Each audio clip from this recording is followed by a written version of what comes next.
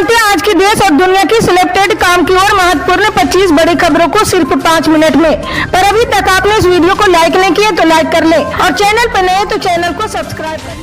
वक्फ संशोधन विधेयक पर एनडीए छोड़िए जेडीयू में पड़ गई दरार। एमएलसी गुलाम गौस ने तरेरी आंख। वक्फ संशोधन को लेकर देश में हाय तौबा मचा है। इसे पेश भी किया जा चुका है और जेडीयू के नेता विरोध में खड़े हो गए हैं। जी हां, वक्फ संशोधन विधेयक को जेडीयू की तरफ से समर्थन दिया गया है। हालांकि पार्टी में वक्फ संशोधन को लेकर मुस्लिम नेता नाराज हैं। जी हां, जेडीयू एमएलसी गुलाम गौस भी इससे खुश नहीं है। इसे वापस लेने की मांग कर रहे हैं। गुलाम गौस गैर मुस्लिम को वक्फ बोर्ड में लाने पर नाराजगी की बातें कर रहे हैं। जी हां, गुलाम गौस जेडीयू के बड़े मुस्लिम चेहरा के तौर पर जाने जाते हैं। बातचीत में गुलाम गौस ने कहा कि वक्फ संशोधन बिल काफी त्रुटिपूर्ण है। गुलाम गौस प्रधानमंत्री से गुहार लगाए कि इस बिल को वापस ले ले। किसान बिल को भी वापस ले लिया गया था तो जनता के हित में इस बिल को भी वापस ले लिया जाना चाहिए।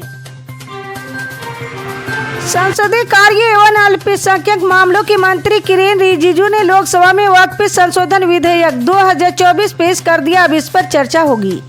जी हां, इस बीच ऑल इंडिया मजलिसे इत्तेहादुल मुस्लिमीन ने देशव्यापी आंदोलन शुरू करने की बात कही है। असदुद्दीन अवैसी की पार्टी दिल्ली प्रदेश अध्यक्ष शोएब जमी ने कहा है कि यदि बिल को जबरन मुसलमानों पर थोपने की कोशिश हुई तो देशव्यापी आंदोलन होगा और इसकी शुरुआत दिल्ली से होगी।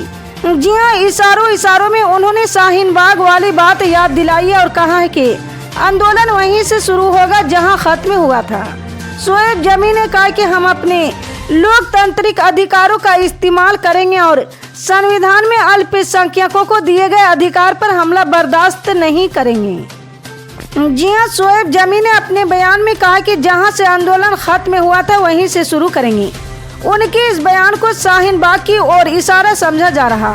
जी हां, आपको बता दें कि इससे पहले संशोधित नागरिकता कानून के खिलाफ दिल्ली के शाहीन बाग में लंबे समय तक आंदोलन चला था। यहाँ सैकड़ों महिलाएं 1 साल से अधिक समय तक धरने पर बैठी रही थी। राजस्थान हाई कोर्ट ने भजनलाल सरकार से 6759 ग्राम पंचायतों की चुनाव के स्थगन को लेकर सख्त रुख अपनाया है।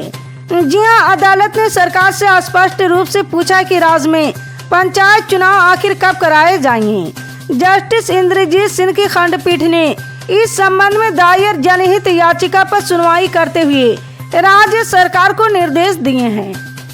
जी हां, दरअसल जस्टिस इंद्रजीत सिंह की खंडपीठ ने इस मामले में दायर जनहित याचिका पर सुनवाई करते हुए सरकार को निर्देश दिया कि 4 फरवरी 2025 के आदेश के पालन करते हुए पंचायत चुनाव का स्पष्ट शेड्यूल प्रस्तुत किया जाए।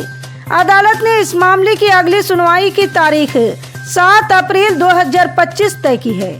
जी हां, याचिकाकर्ता गिरिराज सिंह देवंदा की ओर से पेश अधिवक्ता प्रेमचंद्र देवंदा ने अदालत में आपत्ति जताई कि सरकार ने पिछले आदेशों के बावजूद पंचायत चुनाव की कोई स्पष्ट समय सीमा तय नहीं की। उन्होंने कहा कि सरकार को कोर्ट के आदेश का अनुपालन करना चाहिए था, लेकिन इसके हलफनामे में किसी निश्चित चुनाव कार्यक्रम का उल्लेख नहीं किया गया है। इसी तरह की पल पल के अपडेट जानने के लिए जुड़े रहे हमारे सुपर न्यूज के साथ। मिलते हैं अगली बड़ी खबर में, तब तक के लिए जय हिंद।